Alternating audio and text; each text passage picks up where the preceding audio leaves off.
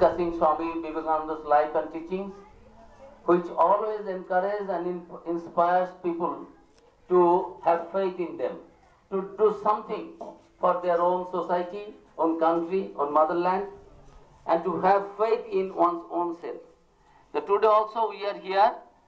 Swami Vivekananda said, where do you go to find out in search of God? To the mosques, to the churches, to the temples, to the gurdwaras. These are places of worship. But why don't you worship these people, ailing people, poor people, ignorant people, people who are suffering from different diseases? So serve them first, see God in them, because God dwells in everyone. So if you serve these people, these ailing people, the suffering people, diseased people, then you will be nearer to God. Whatever you get through prayers,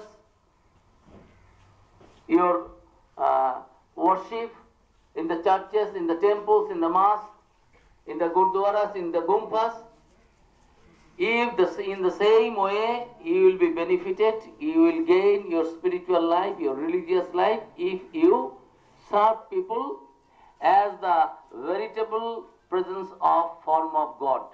Shiva Jnane Jiva Seva, serving human being with the spirit of serving God in human being.